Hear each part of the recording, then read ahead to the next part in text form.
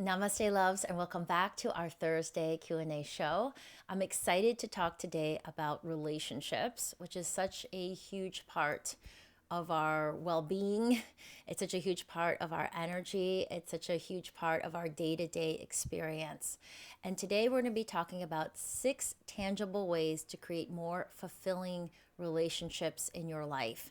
And I would say fulfilling and also peaceful, because when our relationships aren't peaceful, whether it's with our immediate family or partner or our friends or our colleagues, as we all know, it can be a huge source of depletive energy. It can drain our vitality. It can drain our enjoyment of life. It affects everything from, I believe, our immunity to our digestion. So everything, as we talk about here so much in our community, is so interrelated, and relationships are a huge, huge part of that. If you're watching me today, a little reminder that we have recently started taping the show. I'm very excited about that. You can see the show now on YouTube. You can also continue to listen to it as you prefer. Welcome to my home space. This is where I've always spoken to you guys. Speaking of relationships, hubby is here next to me when he comes into the show. This is where guests come in. Right here is where I meditate. So it's really fun to have you guys in my intimate space. And if you are new, you didn't realize we were taping it yet, please check it out as well. All right, so the other little reminder I wanted to say before we launch in is that we have a lot of tools for you, the podcast being one, of course, and then also tons of free guided meditations, thousands, I think, at this point, of amazing, delicious, simple, properly combined plant-based recipes, articles, other podcasts I think you would enjoy, and more. So it's all over on our website, which is mysoluna.com. SOLLUNA.com. All right, so relationships are in the emotional well being category, our cornerstone that links to all the other ones. It really isn't just about physical well being, it's really about how everything interlinks. And as I mentioned, relationships are a huge, huge part of that. Our question comes today from Bobby, who lives in Miami, Florida. Bobby, thank you so much for being part of our community. I love Florida so much, particularly Southern Florida. I was there not so long ago for a conference. So, sending you so much love. Thank you for bringing this topic forward to our community. You write, "Hello, Kimberly. I'm trying to improve my relationship with my husband and friends so I feel more connected. What can I do to strengthen my existing relationships and improve how I interact with them?" So I think this is a huge one because we're not on an island, as I mentioned, out there on our own. And for those of us that are in a intimate relationship, this is one of the things I've talked about with my hubby John. It's a really powerful way to grow because your partner is your mirror. And as yogic philosophy has talked about, the householder path means that we are in this intimate community together. So shadows can come up and darkness, things that we want to see about ourselves that if we're single, perhaps it's easier to run away from or to not see. So, and the same thing, of course, is true with friends in a different way, or coworkers. Our relationships can really help point ourselves back to ourselves and create so much growth. And it's so beautiful. And I can honestly say in my life that the most spiritual growth that has happened in my life has been over the past now 5 years, about since I've been married to my husband, because there's this real closeness and so much love that holds the space, that we've been able to work through really long standing issues and traumas within ourselves that weren't really visible before. So this is a really big topic. And again, there's 6 tips that we're going to talk about that you can reflect on and hopefully apply in your own relationships in your life, whether that's with your partner or with your close friends or with your relatives or coworkers or whatever it is. But first, as always, it's really great to ground it in research, as we always do on our show. And this first study and all these research articles are, of course, linked and our show notes over at mysaluna.com if you're someone that love to read research or to dive a little bit deeper in. And the first one comes from the Journal of Personality and Social Psychology. And what they found is that when people fall in love, or when they are in love, there is a positive change in self-perception, contributing to overall life satisfaction and fulfillment. And in a way, this article, if you read it, talks about when we're in love, we are inspired, in my words, I'm saying this, to be the highest, best version of ourselves. So there's this positivity that comes in, that can come across our lives because we want to be there for someone else, right? And that's the power of love. That's the really positive part of this, I believe, is that it spreads love across the planet, within our communities, within our families. We love that person, but it brings that up in ourselves to rise up to that power of love. And it doesn't mean that we don't get in slumps, of course, whether we're in love or not. But there is this beauty that can come forth when we can really self-examine, am I being in alignment with my values? Am I being who I really want to be? And it can cause us to, as I mentioned, rise up. And this is, self-reflecting on my own relationship with my husband. When he got married and we became a family and now we have a couple of kids, it really grounded him.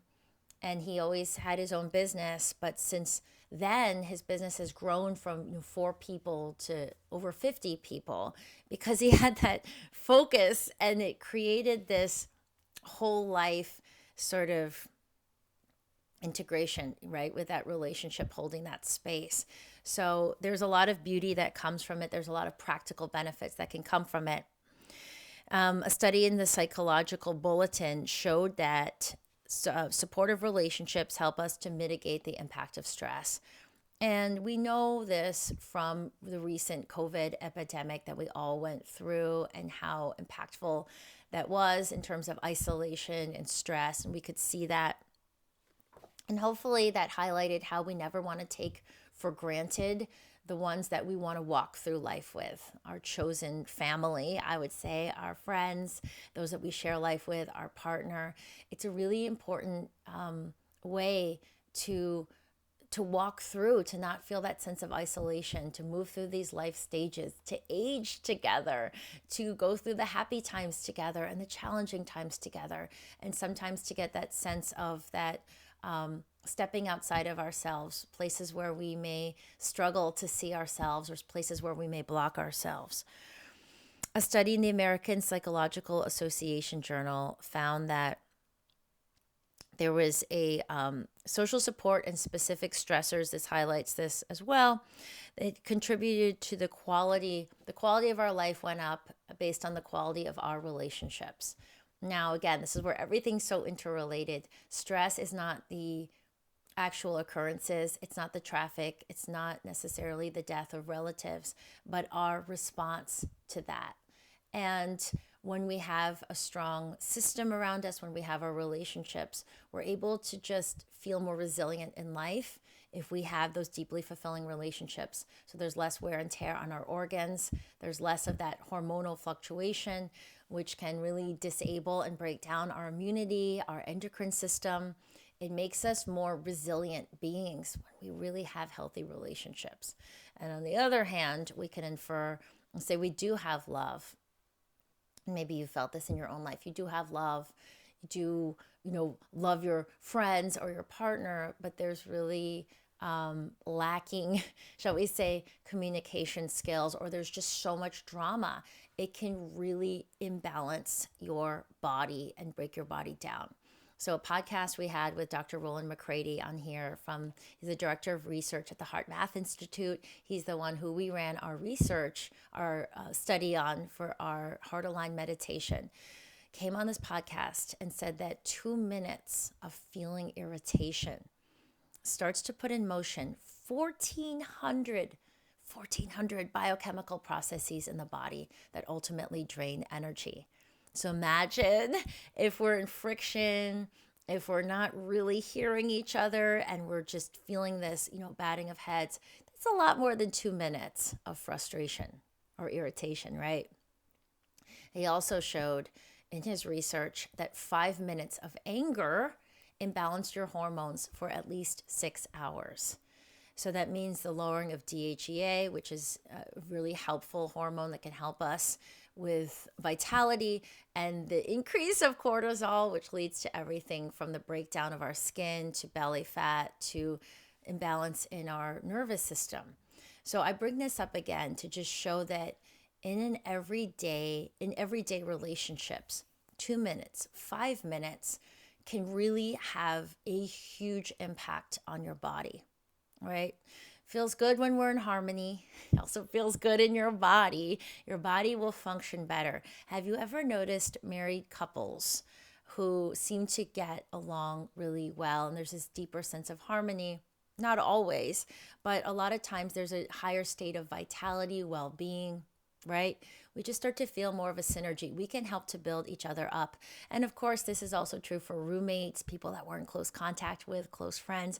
We don't want to deplete ourselves and our partners and our loved ones. We want to start to soothe out all these little moments of friction because they really do impact big ways. So there's a lot of research here. I'm not going to go into all of it. I'll just call out a couple more things. This is from the Journal of Personality and Social Psychology. Found that and we all desire, or not we all, but it says here, it showed that humans as a group really thrive on this feeling of connectability and closeness. But the relationships that were the healthiest had closeness, but also autonomy. So, what that means is being close doesn't mean that we know exactly what's right for our partner, that we should impose our will.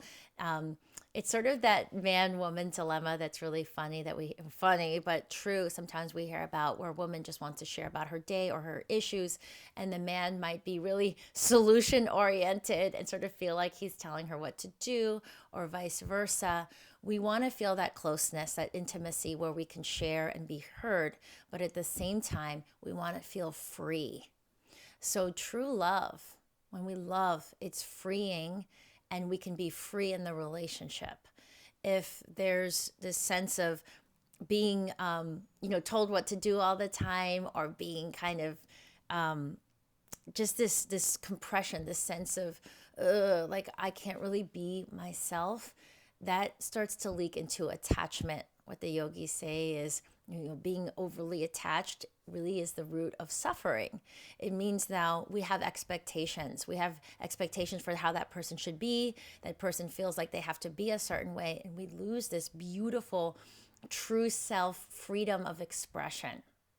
So, in the healthiest relationships, there's closeness, but there's deep respect for that person being their own true, free human being. And we don't know all the answers for that person. We don't have to impose what's right for them, may not right, or us may not be right for them. My husband and I eat completely different diets, for example.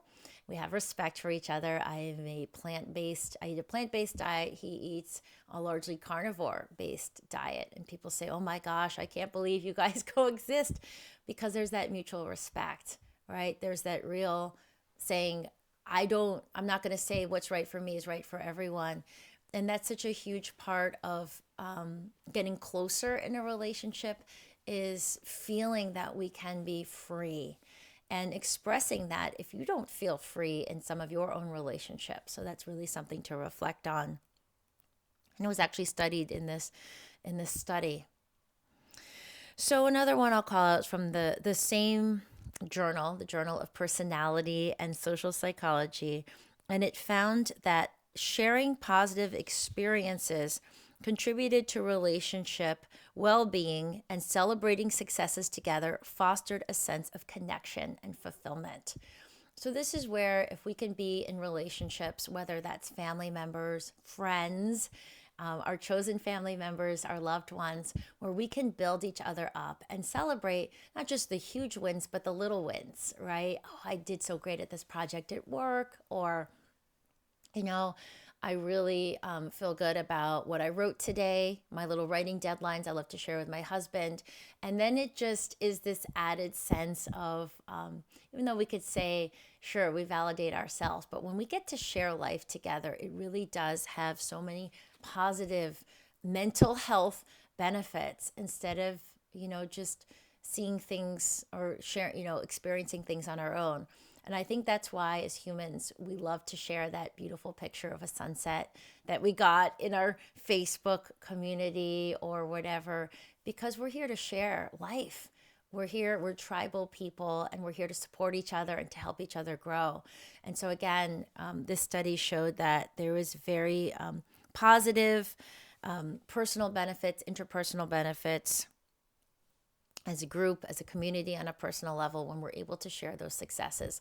And then I would say as well with the stress management one, to also share when we're feeling down, of course, as we mentioned earlier. We want to share the ups as well as the downs instead of taking things for granted.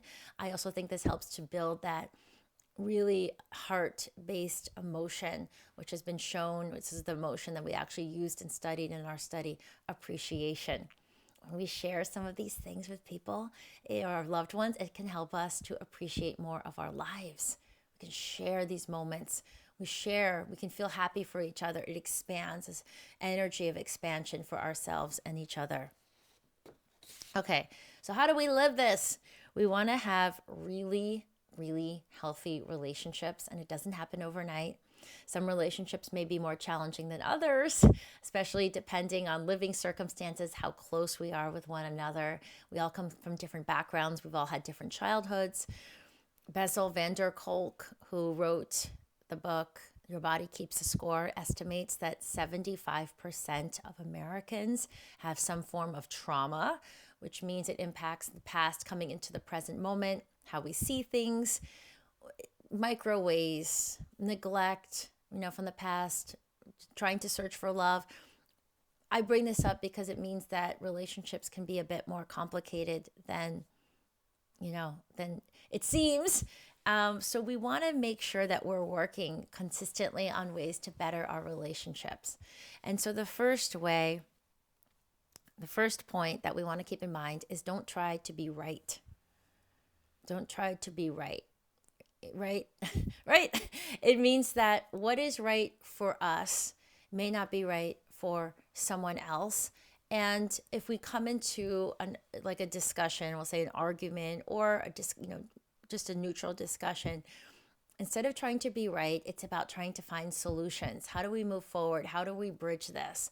So trying to be right and prove a point means we may be more aggressive. We may, unknowingly beat that person down. We may waste a lot of energy in ourselves. Remember what I said about 2 minutes of irritation sets into motion 1,400 biochemical processes.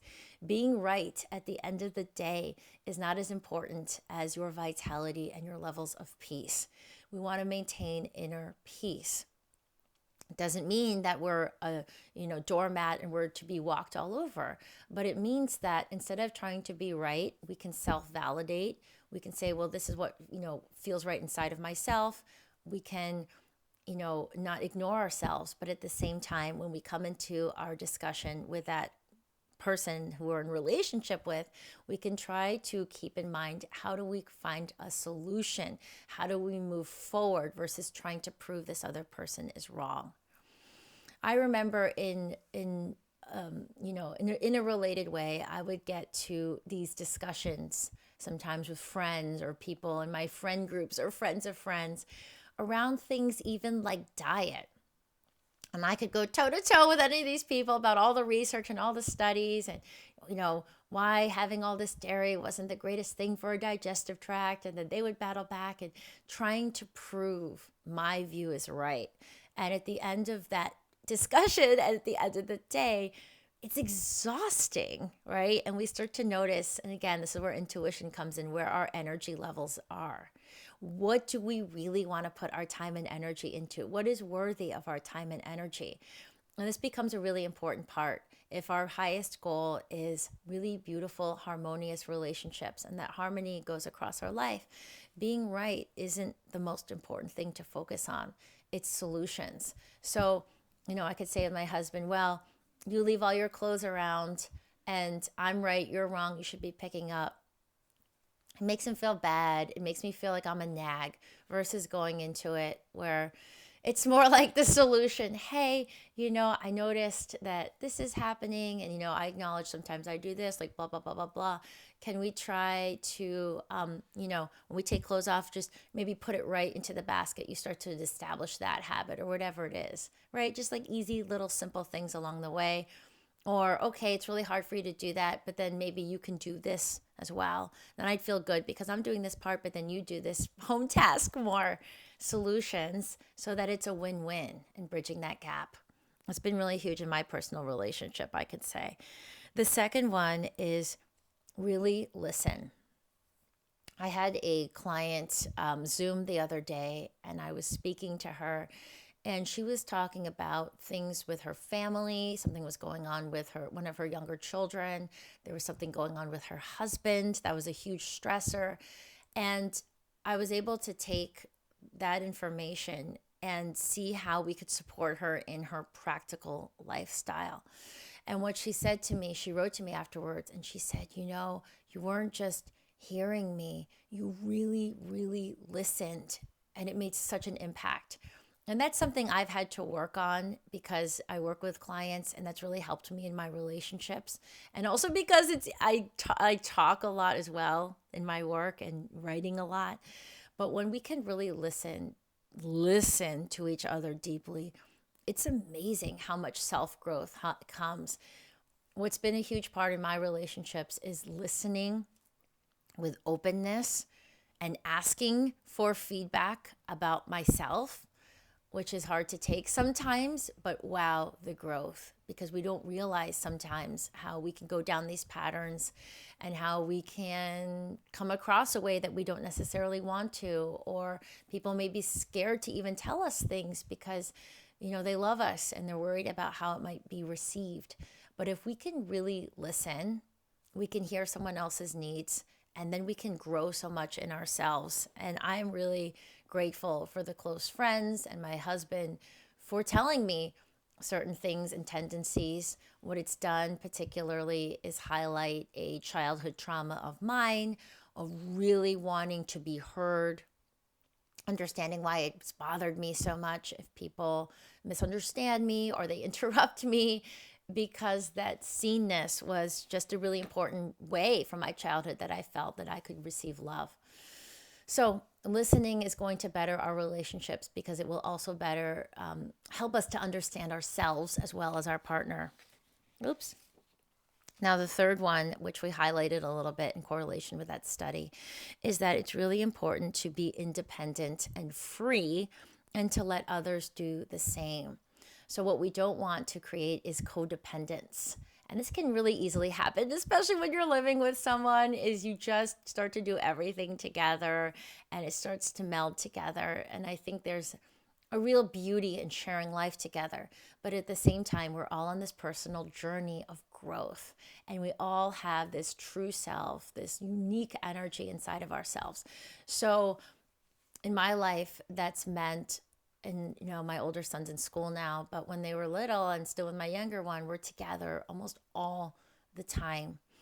And so this last trip to Hawaii, we actually really took that seriously, and we had some childcare where my husband and I could do a hike together and talk during this amazing waterfall hike and plan the new year ahead without the kids. And that was so amazing for our relationship.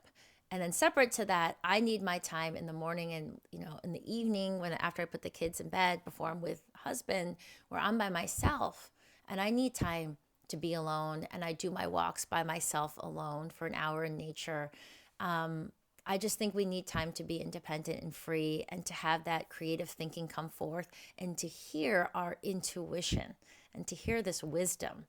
Being in nature is great as well. If you can turn off noise, if you can create real stillness, the messages that come from inside need space to be heard, right? So we want to be independent. We also want to make some of our own independent decisions. We can get feedback from our loved ones and from our friends. And if it's asked for, we may weigh in.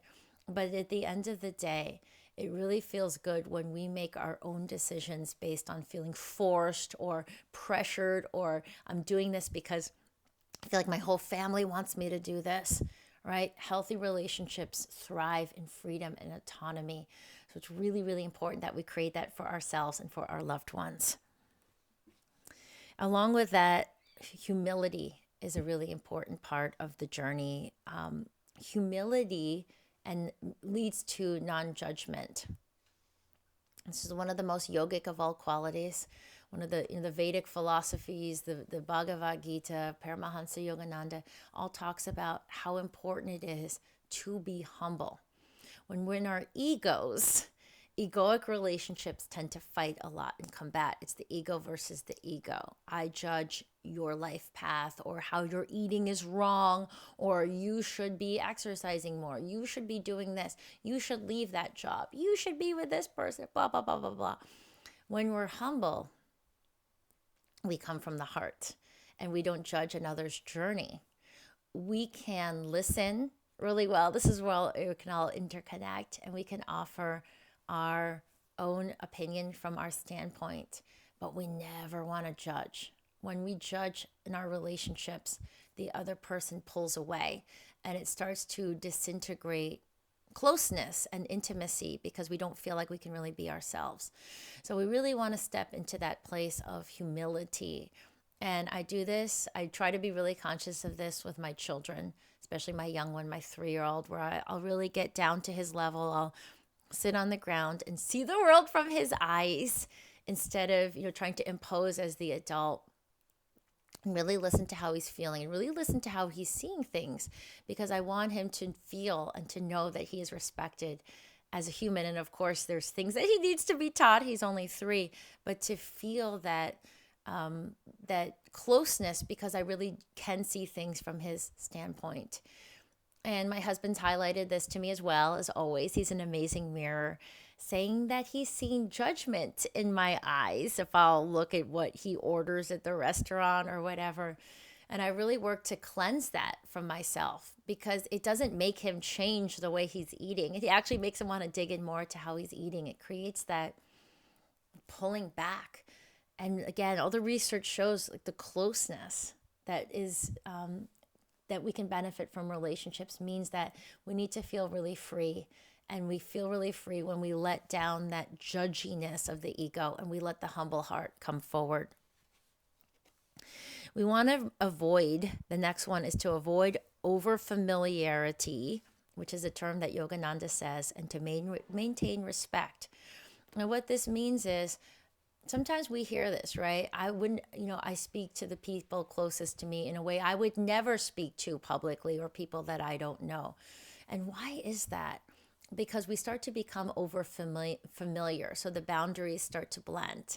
We want to keep that line between ourselves and others and maintain that sense of respect, and not let this darkness or these parts of ourselves that we usually keep in check rise up to the people that we really love, or those we're in relationship with. We can start to feel those feelings. We want to turn a light to them. We don't want to suppress them, but we want to be aware. But when things come out of our mouth, they should always be respectful. So that means sometimes taking that moment to self-regulate, to self-soothe, right? These are some of the emotional well-being tips and strategies we've used in our meditations. 30 seconds of that heart-based breathing, that coherent breathing, for instance, shifting down to the heart, things that we teach in those meditations, takes us out of that like that mind, that going into that pathway of that frustration, which then gets projected out into the other person. We want to make sure that we are in calmness and poise, ideally, before we use our voice, before we communicate, because it comes across in a way where we're often going to have to clean up a mess. We're going to hurt others. So maintaining respect means we do not want to play victim mode. No matter what's happening or whatever someone wrote to us or what they said, we are in charge of ourselves. So creating healthy relationships means we take that ownership, we calm ourselves down, take a couple breaths. Sometimes we go to the bathroom. Sometimes we take a quick walk. Sometimes it means not emailing till the next day, 24 hours or whatever it is. We want to maintain that real equanimity and we can say what we need to say, but not from a triggered place. And then what we said will be met with far more, it will be met with in a much more open way versus with aggression. It closes other people down. Again, it's very destructive to relationships.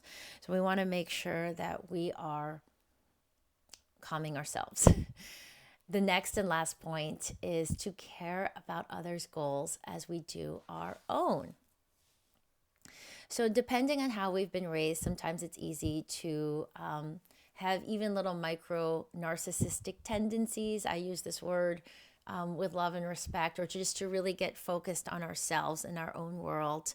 We want to make sure that it's win-win for the group, for the community, and that way love expands. And this is a hard one for children sometimes. We give them so much love and attention, and sometimes it can be about what they want, right? I'm kind of working with my older son on this. I want to go here. And we say, well, the family wants to do this, or, as a group, we need to decide how we spend Saturday morning or whatever it is. So when we expand and there's happiness in the relationships and everyone's goals are being met, it's a lot more fulfilling in the relationships. It feels that everyone's being nurtured. If it's just about one person or just about the kids or just about, however it plays out dynamic wise, there's a drain in the family relationship dynamic, or there's a drain in a relationship. It's not sustainable. And as my dear friend and co-author a few books ago, Deepak Chopra, says, that we do not stay in a situation for long if it is unnatural to us. Right? So we want to create that natural harmony, that self-sustaining harmony where everyone's being fed in the relationship emotionally, right? And the dynamics are balanced. So that means it's not just about my goals and what I want to do or my work. I can really say in my relationship with my husband, we get into bed at the end of the night. We talk about what's going on in his work and his business. We talk about what's going on in my business and my work. And there's this beautiful balance and support and how we could support each other. And that feels so good. And I've been in relationships where it's not like that. And it's really about the other person or, someone. And we want to expand our hearts. Again, so much of the healthy relationship comes not from the mental place, but from this deeper, intuitive, loving, compassionate, non-judgmental place where we really do celebrate the wins together. So the goals, if this is important to that other person, it's really important to me, and it's so nurturing, and that will bridge so much and bring so much harmony and so much nutrition, so much goodness into the relationship that everyone benefits. So those are the 6 points I really wanted to highlight along with the research. Don't try to be right. Right? Go into any conversation or any interaction about solution-oriented. How can we move forward from this in peace and harmony? Really listen, which is a skill that I think we could all work on more. Be independent and free and let others do the same. Allow that autonomy within relationships. Number 4, be humble. A humble heart is not judging of others' paths and their decisions. We have to let people play out their own journey. We can provide guidance if it's asked for, but we have to remain humble and not over-imposing. Number 5, maintain respect, avoiding over-familiarity. That means we have to self-soothe ourselves, not play victim mode, be responsible for our own calmness. Be calm before we interact. Ideally, use our tools. And number 6, care about others' goals as our own. We expand, we care, right? It's not just about ourselves as individuals, but the relationship is more of this expansive heart. And that it brings fulfillment, harmony, and so much vitality into the relationships. So I'd love to hear from you as always. Please check out our show notes over on the website. You can interact with me. You can leave comments here on the website about this podcast. You can also leave comments now on YouTube, on social media. You can find me at _Kimberly Snyder on Instagram about your ideas. As always, I'd love to hear how I can support you more. And also on the website, there is a tab where you can leave questions for future shows just like this. Remember, on the website, we have so many other resources and tools that are really helpful for relationships, and other podcasts related to this from other relationship experts and so on. So I will be back Monday, as always, for our next interview show. Till then, sending you so much love, so much gratitude, and I will see you back here soon. Namaste.